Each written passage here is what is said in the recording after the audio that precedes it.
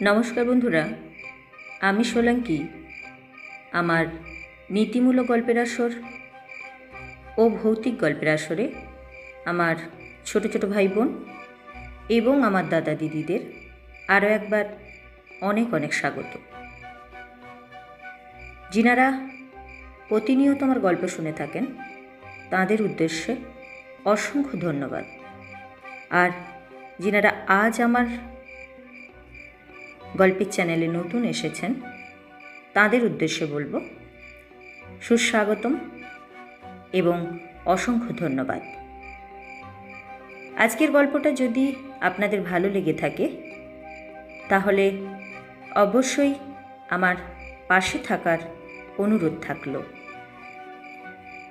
আর আমার পাশে থাকার জন্য যিনারা নতুন তাঁদের উদ্দেশ্যে বলবো অবশ্যই আমার চ্যানেলটাকে সাবস্ক্রাইব করে পাশে থাকা বেল আইকন প্রেস করে দেবেন।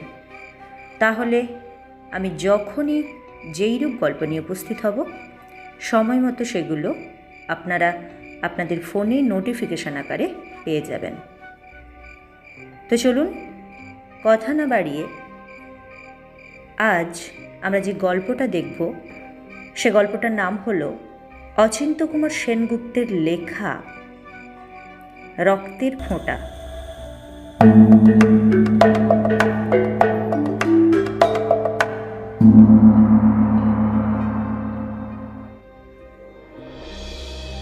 সিঁড়ি দিয়ে নামতে নামতে হঠাৎ পা হড়কে পড়ে যাচ্ছিল অনিমেষ। মুহূর্তে রেলিংটা ধরে সামলালো নিজেকে।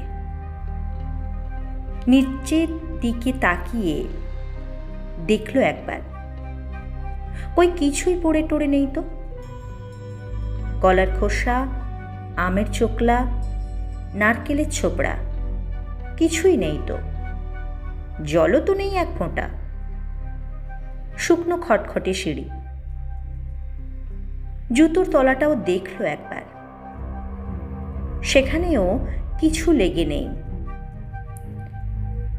মনে মনে হাসল অনিমেষ। খুব তাড়াতাড়ি করছিল বলেই হয়তো পা বেচাল হয়ে পড়েছিল। ছন্দ রাখতে পারেনি ঠিক মতো। চোখের পলকে কি দুর্ঘটনাই না হতে পারত। ভাঙতে পারত হাড়গোড়, মাথা, মেরুদণ্ড। এতক্ষণে তাহলে রেল স্টেশনের পথে না হয়ে হাসপাতালের পথে যেতে হতো। ট্যাক্সিতে না হয় অ্যাম্বুলেন্সে। সত্যি এক চুলের ফারাক, একটা সুতোর এদিক ওদিক। এত তাড়াহুড়োর কোনো মানে হয় না। অনিমেষের এখন বয়স হয়েছে, তার ধীর স্থির হওয়া উচিত। কিন্তু কি আশ্চর্য, ঠিক সময়ে সমর্থ হাতে রেলিংটা ধরে ফেলতে পারল। ঠিক অত দূরে রেলিং পড়বার সময় হাতের হিসেব থাকলো কি করে। মনে হলো কে যেন হাতের কাছে রেলিংটা এগিয়ে এনে দিয়েছে।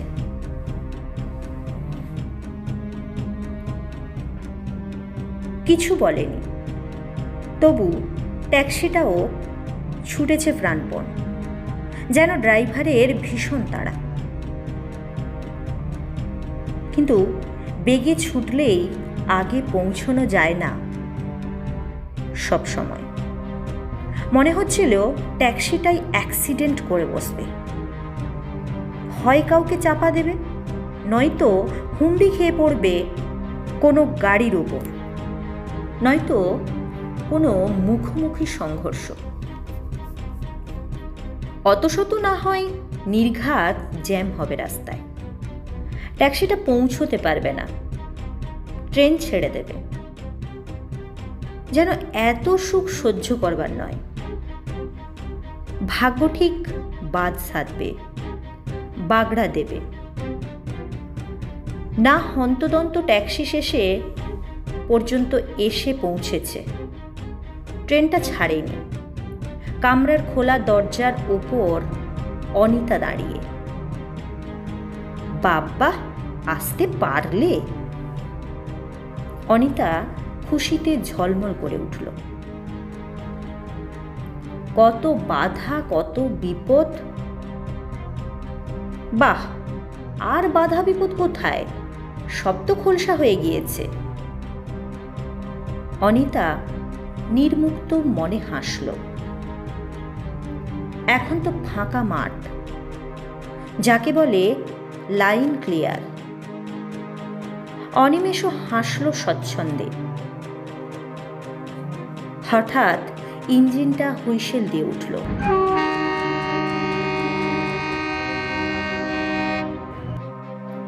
অনিমেষ বুঝি উঠতে যাচ্ছিল।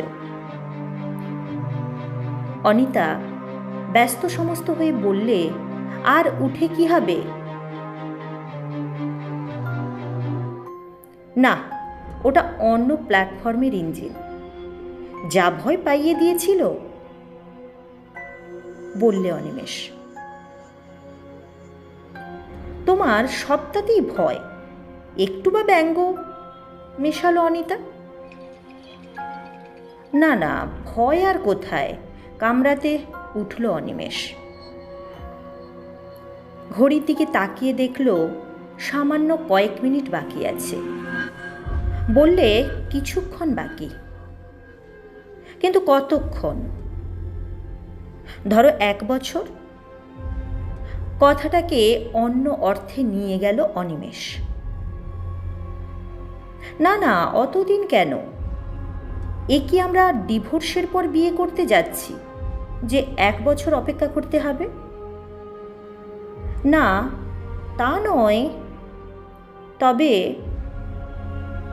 অনিমেষ আমতা আমতা করে বলতে লাগলো, তবে তবে নয়। অনিতা অসহিষ্ণু হয়ে বললে, শ্রাদ্ধ শান্তি হয়ে গিয়েছে, এখন আর তোমার দ্বিধা কি? তবু লোকে বলে 1 বছর অপেক্ষা করা ভালো। ছাই বলে, কেউ বলে না।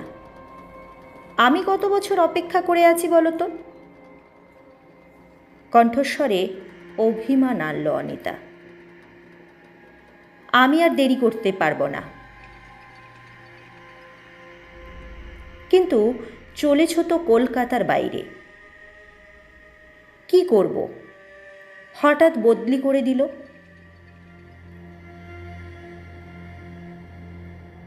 তাতে কি হয়েছে? তুমি দিনক্ষণ ঠিক করে চিঠি লিখলেই আমি ঝপ করে চলে আসব। লঘুভার হাসল অনিতা। বিয়ে করতে আর হাঙ্গামা কি?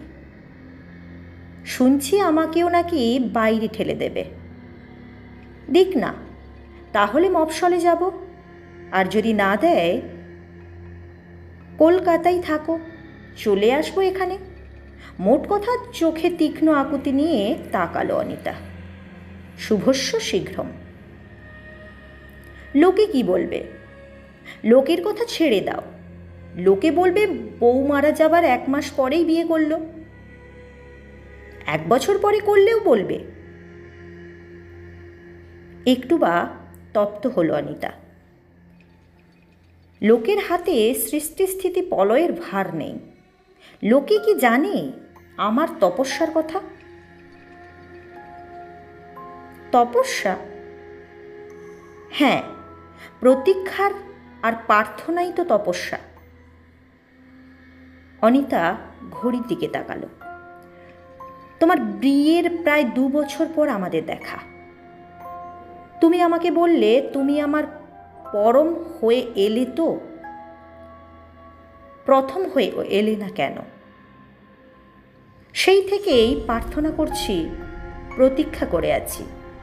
কবে সে চরম দিন আসবে, কবে পথ পরিষ্কার হবে। 3 বছরের পর সেই সুযোগ আজ এলো। এই 3 বছর সমানে আকাঙ্ক্ষা করে এসেছি আমাদের স্বাধীনতা।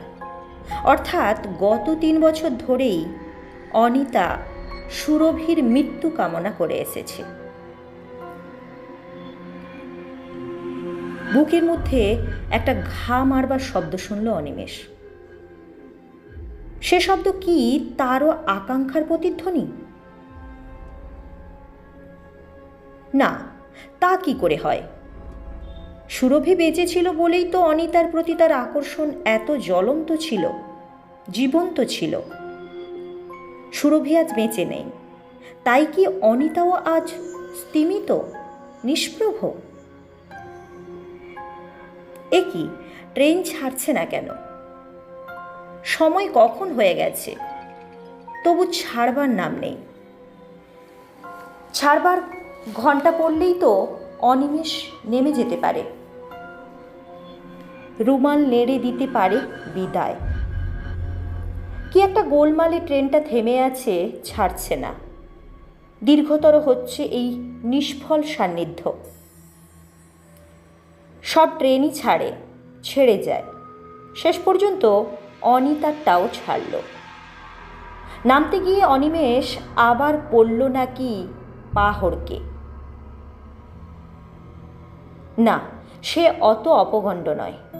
তার পায়ের নিচে মোলায়েম প্ল্যাটফর্মকে ঠিক পৌঁছে দিয়েছে।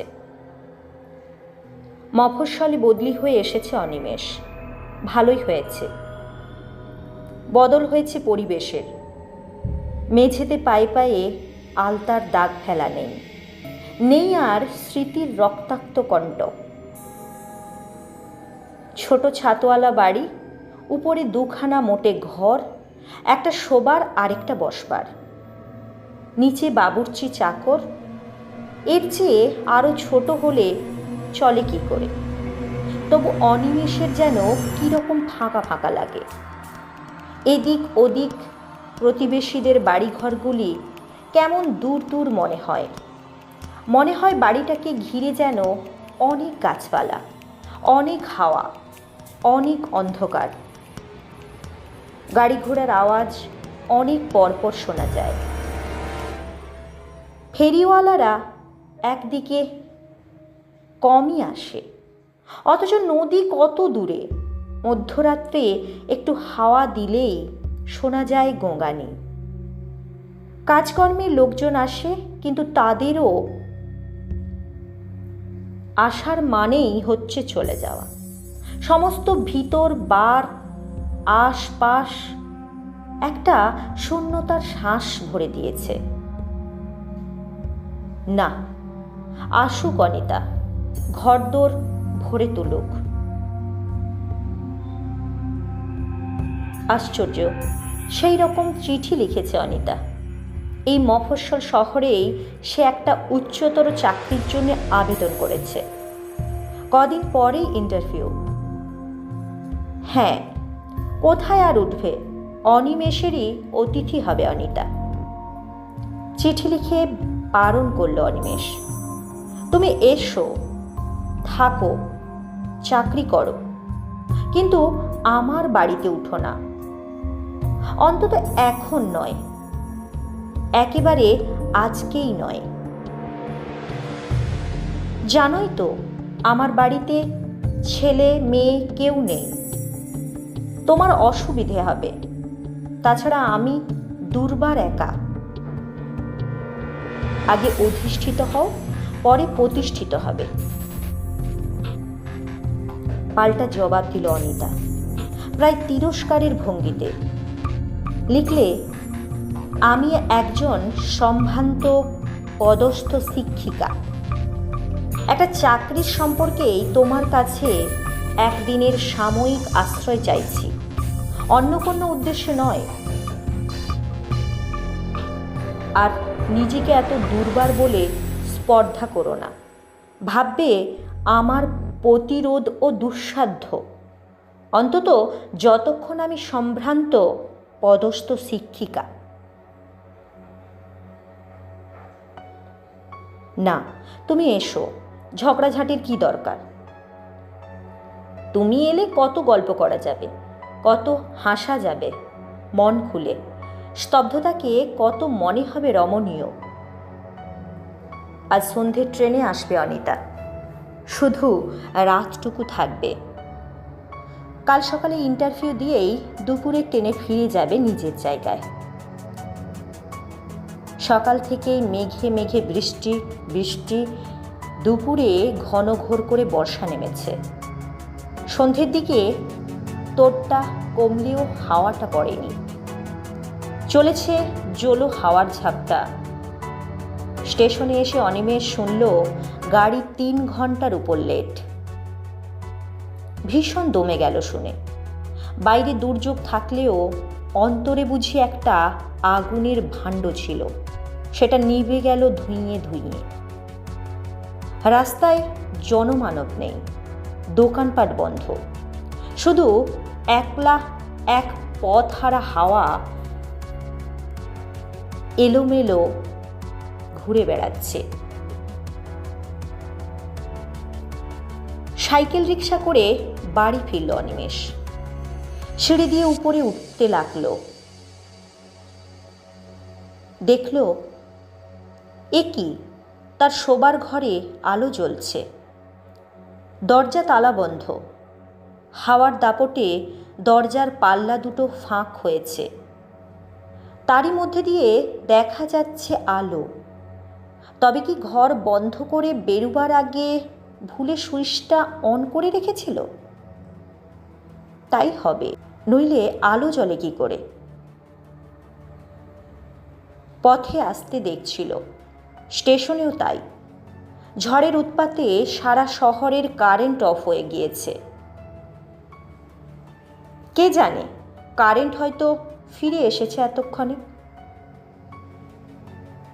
বারান্দার সুইচটা টিপল, আলো জ্বলল না। হয়তো বারান্দার বাল্বটা ফিউজ হয়ে গিয়েছে। দরজার তালা খুলে ঘরে ঢুকতেই ঘরে আর আলো নেই। মুখস্থ জায়গায় হাত রেখে সুইচ পেল অনিমেষ। সুইচ টিপল, আলো জ্বলল না।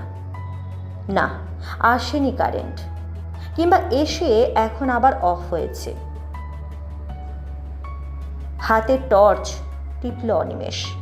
মনে হলো ঘরের মধ্যে অন্ধকার যেন নড়ছে চড়ছে, ঘোরাঘুরি করছে। অন্ধকার কোথায়? একটা লোক। কে? ভয়ার্ত চিৎকার করে উঠল অনিমেষ। দরজা খোলা পেয়ে একটা লোক পালিয়ে গেল বুঝি। অনিমেষ প্রবল শক্তিতে দরজা বন্ধ করল। প্রায়ই কারেন্ট বন্ধ হয় বলে কারেন্ট আর দেশলাই হাতের কাছে মজুত রাখে অনিমেষ। তাই জ্বালালো এখন। হোক মৃদু, একটা স্থির অবিচ্ছিন্ন আলো দরকার। কই, লোকটা যায়নি তো। খাটের বাজু ধরে চুপ করে দাঁড়িয়ে আছে। একে একটা বোবা আতঙ্ক অনিমেষের গলা টিপে ধরল। এই যে সুরভি, পরনে কস্তাপার শাড়ি, সিথিতে ডগডগ করছে সিঁদুর, খালি পায়ে টুকটুকে আলতা, ঠোঁট দুখানি চুনে খয়েরে রঙিন করা। সুরভি ডান হাতের তর্জনী তার ঠোঁটের উপর রাখল, যেন ইঙ্গিত করল অনিমেষ যেন না চেঁচায়, না কথা বলে। তারপর আস্তে আস্তে হেঁটে হেঁটে দেওয়ালের দিকে সরে গেল সুরভি। সরে গেল যেখানে একটা ক্যালেন্ডার ঝুলছে। একটা তারিখের ওপর আঙুল রাখল। 2 চোখে ক্রুদ্ধ ভৎসনা পুরি তাকালো অনিমেষের দিকে। সেই চিহ্নিত তারিখে টর্চের আলো ফেলল অনিমেষ। দেখল আঙুলের ডগায় করে 1 ফোঁটা রক্তের দাগ রেখেছে তারিখে। কোন তারিখ? এ তো আজকের তারিখ, বাংলা 28শে আষাঢ়, বৃহস্পতিবার। 28শে আষাঢ় অনিমেষ সুরভির বিয়ের দিন। একদম ভুলে গিয়েছিল। আর বছর সুরভির মনে করিয়ে দিত। এবারও তেমনি মনে করিয়ে দিতে এসেছে সুরভি। অদূরে দাঁড়িয়ে হাসছে সুরভি। কেমন মজা, যেতে না যেতেই মুছে দিয়েছ মন থেকে, মুছে দিয়েছ দেওয়াল থেকে। ঘুরে ঘুরে চারদিকের দেওয়ালের দিকে তাকাতে লাগলো সুরভি। আমার একটা ছবিও কোথাও রাখোনি। সুরভি তাকে ব্যাকুল হাতে ধরতে গেল অনিমেষ। হা হা হা করে একটা বাতাস ছুটে গেল ঘরের মধ্যে। বন্ধ দরজা জানালা ঝরঝর ঝরঝর করে উঠল। সিঁড়ি থেকে শোনা গেল নেমে যাওয়ার পায়ের শব্দ। শুধু যেন সুরভি একা নয়, তার সঙ্গে আছে আরও অনেকে।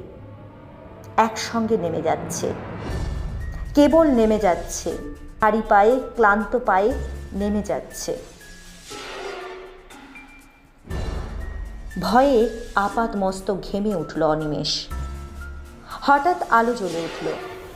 মনে হলো এ আলো নয়, কে যেন সহসা হেসে উঠছে।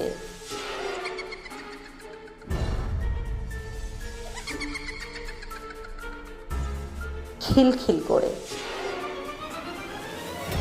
তাড়াতাড়ি অল্প স্বল্প খেয়ে শুয়ে পড়ল অনিমেষ। টর্চ, ছাতি, ওয়াটারপ্রুফ দিয়ে চাকরটাকে পাঠালো স্টেশনে। যত টাকা লাগুক যেন রিক্সা ঠিক রাখে, যত দেরি হোক ঠিক মতো আসতে পারে যেন অনিতা। ঘড়িতে রাত বেশি হয়নি, কিন্তু মনে হচ্ছে যেন অনন্ত রাত। গাছগাছালির মধ্যে বাড়িটাকে মনে হচ্ছে যেন রুদ্ধ শ্বাস করে স্তূপকারে দাঁড়িয়ে রয়েছে। কেবল বাতাসের হাহা, ডালপালার কাতরতা। বিছানায় জেগে বই পড়ছে অনিমেষ। জাগ্রত সমর্থ বন্ধুর মতো আলোটা রয়েছে চোখের উপর।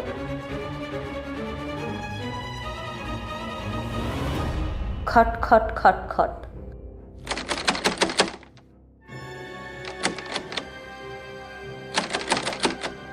দরজায় কে আঙুলের শব্দ করল। চমকে উঠল অনিমেষ। নিশ্চয় মানুষ, অন্য কেউ হলে আলো নিভে যেত। হাওয়া উঠে দরজা জানালা কাঁপত। সিঁড়িতে পায়ের শব্দ হতো, নয়তো কুকুর কোথাও কাঁদত, মরা কান্না। মানুষ বলেই বারান্দার আলোটাও নেভেনি। ভয়ের জন্য লজ্জা হতে লাগলো অনিমেষের।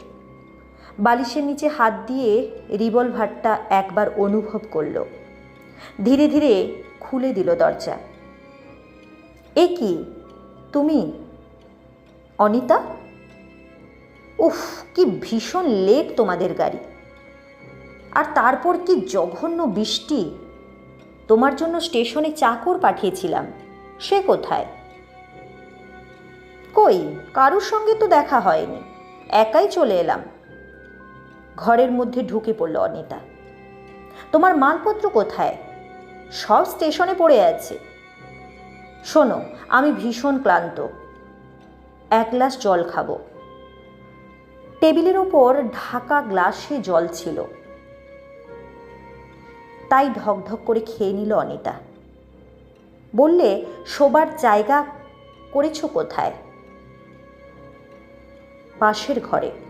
আমি যাই, শুয়ে পড়ি গে, দাঁড়াতে পারছি না। ম্লান রেখায় হাসল অনিতা। নিদারুণ ঘুম পেয়েছে। বাহ, সে কি হয় নাকি, খাবে না? না, পথে অনেক খাওয়া হয়েছে। আচ্ছা, আসি। পাশের ঘরে গিয়ে দ্রুত হাতে দরজায় খিল চাপালো অনিতা। তবু দরজায় মুখ রেখে বলল অনিমেষ, ঘরের আলোটা জেলে রেখো, আর দেখো নতুন জায়গায় যেন ভয় পেও না। ভয় পেলে আমাকে ডেকো। অনিতার যেন আর কিছুতে ভয় নেই, তার বুঝি অনিমেষকেই ভয়। কেন? কেন দুজনে আজ ঝড়ের রাতে একসঙ্গে এক ঘরে থাকবে না? থাকলে জীবন্ত লোকের সংস্পর্শে পরস্পরের আর ভয় থাকতো না।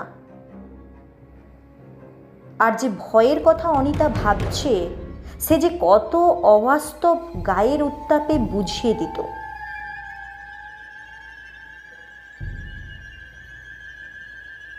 তখন কত রাত কে জানে। দু ঘরের মাঝের দরজায় টুক করে একটা শব্দ হলো। সে শব্দ স্পষ্ট চিনল অনিমেষ। সে খিল খোলার শব্দ। রুদ্ধ নিঃশ্বাসে বিছানায় বসে রইল অনিমেষ। কই, অনিতা এলো না তো এ ঘরে? না, অনিমেষকেই ডাকছে অনিতা। এক নির্জনতা ডাকছে এক নিঃসঙ্গতাকে, এক ভয় আরেক ভয়কে। পা টিপে টিপে অনিমেষে উঠে গেল। খোলা দরজায় ঠেলা দিয়ে ঢুকলো ও ঘরে। দেখল আলোতে এ কি, অনিতা কোথায়? তার বদলে খাটে পাতা বিছানায় বিলোল ভঙ্গিতে সুরভি শুয়ে আছে।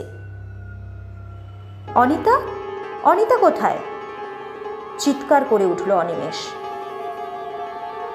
টলে পড়ে গেল মাটিতে। পরদিন সকালে হাসপাতালে অনিমেষের জ্ঞান হলো। একটু সুস্থ হলে শুনল গত রাত্রে ট্রেন অ্যাক্সিডেন্টে অনিতা মারা গেছে। আর ক্যালেন্ডারের তারিখে যে রক্ত বিন্দুটা দেখছিল, সেটা আসলে লাল কালির চিহ্ন। মরবার অনেক আগেই তারিখটা দাগিয়ে রেখেছিল সুরভি।